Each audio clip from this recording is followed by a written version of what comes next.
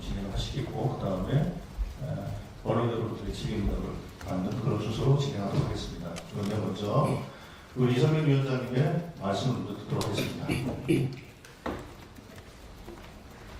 네, 여러분 반갑습니다. 시간을 아끼는 위해서 제가 제 말씀 요지를 먼저 말씀드리겠습니다. 먼저 한간에 많은 그런 소문이 나돌고 있습니다. 대법원이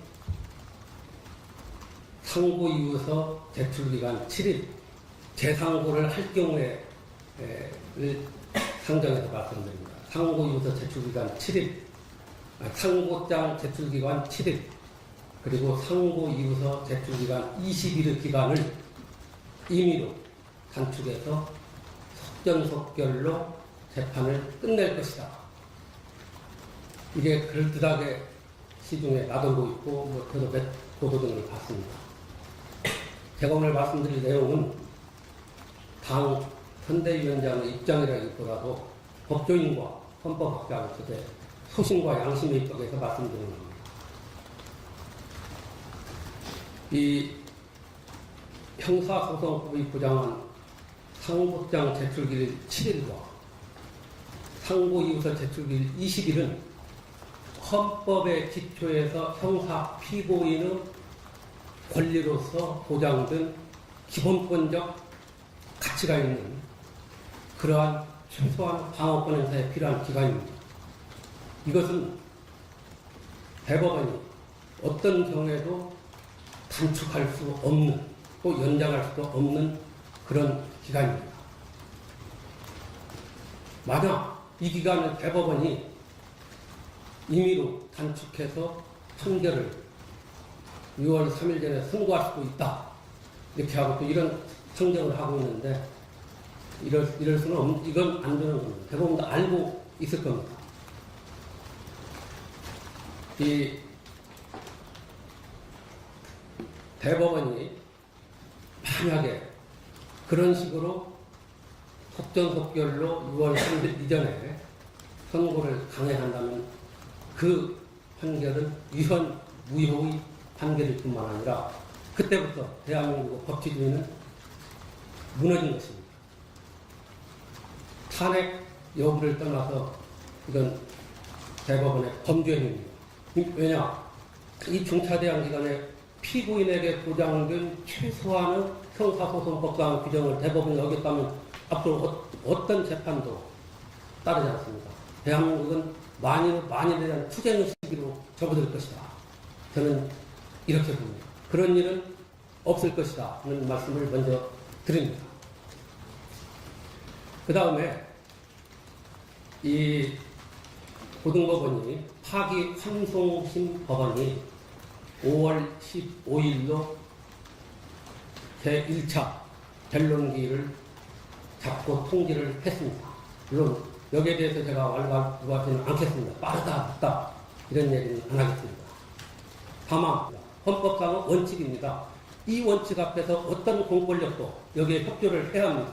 선거운동 기간 내에는 거기에 법원도 반드시 포함됩니다. 그렇기 때문에 법원이 그렇게 변론기를 지정해서 소환하고 하는 것이 한시가 아까운 후보자의 입장에서는 어떻게 되겠습니까?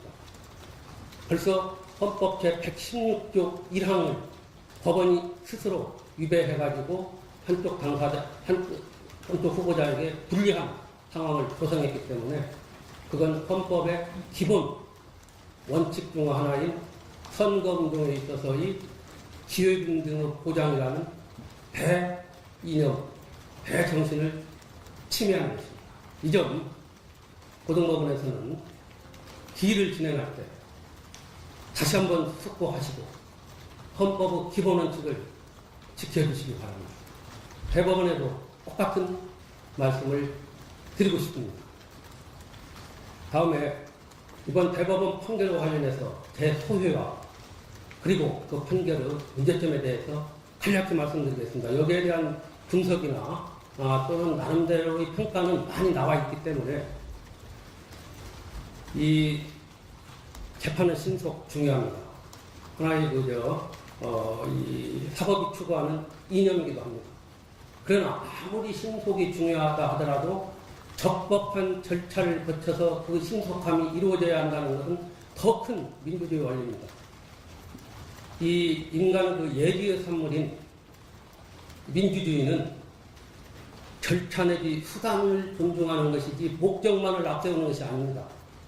이 적법한 절차의 준수라면, 이 적법 절차의 원칙이 무시되는 조치라면 추구하는 목적과 관계없이 그것은 공권력의 남용이자 유연적인 처사입니다. 이건 민주주의 기본입니다. 근데 대법원은 지금까지 해왔던 그 어떤 일관성과 형평성을 결여해서 그야말로 속전속결로 이 재판을 처리했습니다. 과거에 보면은 선거운동 기간이 되면 또 선거가 가까워지면은 수사하던 사건, 재판하던 사건도 검찰과 법원이 스스로 오해를 살까봐 중지를 했습니다. 과거에 저도 기억나는 DJ 정치자금 수사 사건, 수사 않겠다고 그랬어요. 재판 정지하겠다고 그랬어요. 그런 예가 쭉 있어 왔습니다. 바로 사법 자제의 원칙이라는 것도 바로 여기에 나오는 겁니다. 근데 이번에 대법원 평가해 주십시오. 그 절차 과정, 그 내용에 대해서는 주관적인 기억을 객관적으로 어떻게 평가하느냐는 사람마다 달라요. 그래서 1, 2심이 엇갈린 거예요. 여기에 대해서 제가 그렇지 않다 어쩌다 사실관계를 꼬집는 게 아니라 그 절차를 보십시오. 이 중차대하고 정말 온 국민이 관심이 집중되고 세계인의 이목이 집중된 이 사건을 그런 식으로 했다는 것은 그 성첩 동자가 봐도 고개를 흔들립니다.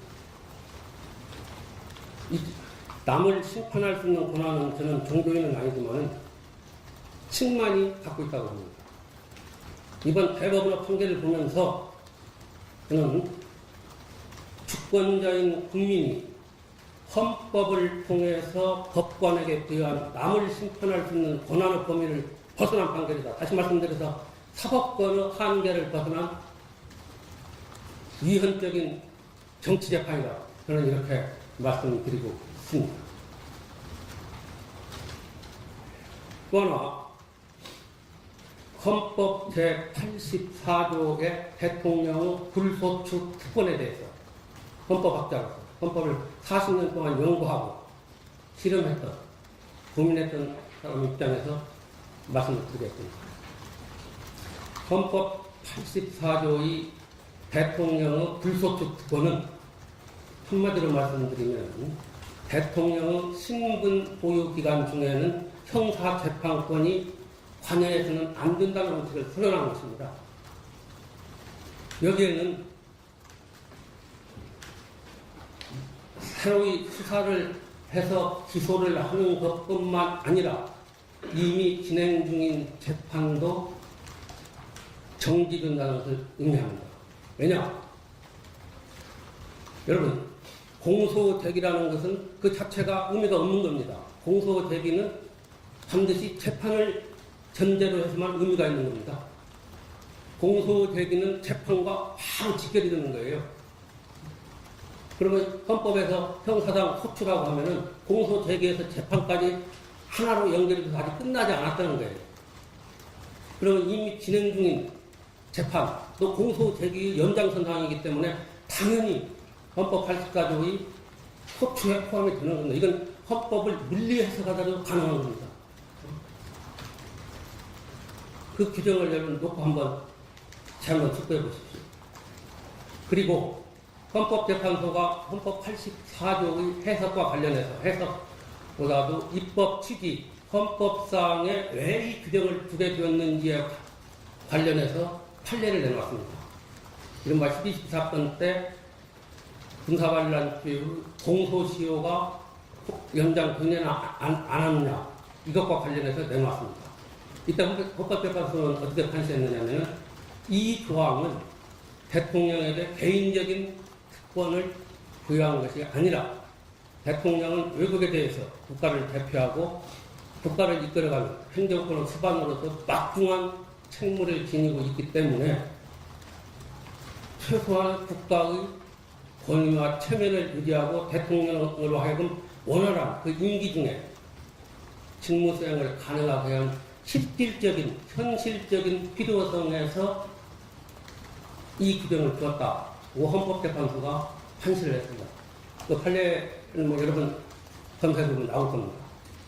그 다음에 이 규정은 연역적으로 대한민국 헌법이 개정될 때부터 현재 헌법에 이르기까지 그대로 규정이 되어 있습니다. 당시 대한민국 헌법을 기초했던 그 초고를 작성했던 초대 법제처장을 지낸 유진호 박사의 초고에도 이 규정이 들어가 있습니다. 재헌헌법에 의한 대통령 선출은 간선제였습니다. 당시 이승만 대통령은 처음에 간선으로 대통령이 된 겁니다. 그리고 제2공화국 헌법은 잘 아시다시피 내각제였습니다. 당시 윤모선 대통령 간선제로 대통령이 되었습니다. 간선제로 선출된 대통령에 대해서 이 특권을 부여하는데 일반 형사사건의 범죄로 재판이 진행되고 그 재판이 확정되면 임기 중에 직을 상실한다. 이런 생각은 이 규정을 둔 연역적 규제하고 맞지 않습니다. 여러 가지 그 논거를 더 제가 해드릴 수 있겠습니다만 시간 관계상 이 말씀은 이 정도로 말씀을 드립니다. 또 하나 이런 마치 까마귀 날자 배 떠들린다는 식으로 대법원에 대한 제가 공격적 차원에서 말씀드리는 건 아닙니다. 사법부의 최대 현안, 사법부라기보다도 법조계의 최대 현안 중 하나가 무엇인지 여러분 아십니까? 대법관 수를 늘리는 것이었습니다. 지금 대법원에 계류적인 사건의 70%, 물론 형사사건은 제외된다면 70%, 가사사건에 있어서는 80%가 고난심리 없이 7자 재판으로 끝납니다. 상고를 기각한다. 이유를 알지 못하고 기각이 됩니다. 저도 변호사라면서 이런 경우를 많이 겪어봐서 참으로 허망합니다. 당사자한테 어떻게 설명합니까? 이유는 사건이 너무 많아요, 대법원에. 대법원은 업무 과정을 덜어주고 중요한 사건에 매달리기 위해서 이렇게 한다. 70, 80%의 이런 사건을 고난심리 없이 그냥 심리 불속행 결정이라는 그 용어를 만들어서 지금 그렇게 하고 있습니다. 당사자 입장에서 중요하지 않은 사건이 어디 있겠습니까? 그래서 계속 법조계에서는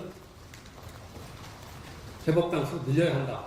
과거에는 대법관 수를 헌법에 규정을 하고 있었기 때문에 헌법을 고치지 않으면 안 되었습니다. 그런데 지금은 법률로 위임하고 있어요. 그래서 저는 적어도 대법관 수를 배 정도는 늘려야만이 재판받을 권리를 충실히 담보할 수 있다. 바로 지금 대법원에 의한 심리불속행 결정으로 사건의 민사, 형사, 상사, 가사 사건의 70, 80%가 이런 식으로 종결되고 있다는 것은 헌법에 의한 대법원의 재판을 받을 권리를 정면으로 저는 침해하고 있다고 봐요. 사실 2심제로 운영되고 있어요.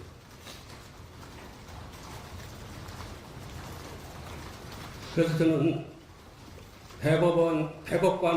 대법관의 수를 저는 25명 내외로 저는 해서 늘려야 한다고 합니다. 지금 대법관 수는 14명인데 대법원장 재판한치요, 법원행정장 재판한치요 12명이 지금 하고 있습니다. 이 수를 늘림으로써 국민은 충실하게 재판을 받을 권리의 혜택을 누릴 수 있고 일선 법관들은 그만큼 업무 부담뿐만 아니라 많은 그 법리에 대한 검토, 사실관계에 대한 연구를 더 하고 재판에 임했습니다. 이것은 법원 내에서도 찬성하는 동의가 대다수입니다. 그래서 이번에 저는 이 사건뿐만 아니라 대법원과 관련해서 적어도 이런 국민의 재판을 받을 권리에 있어서 이 대법관들의 권위의식과 선민의식은 이제 사라져야 한다고 합니다. 그래서 민주당 공약으로 적어도 대법관 수를 대폭 늘리는 것을 제안을 하고 저도 선대위에서 이 문제에 대해서 충분히 검토를 해서 반영시킬 수 있도록 노력을 했습니다. 이건 단순한 보복 차원이 아닙니다.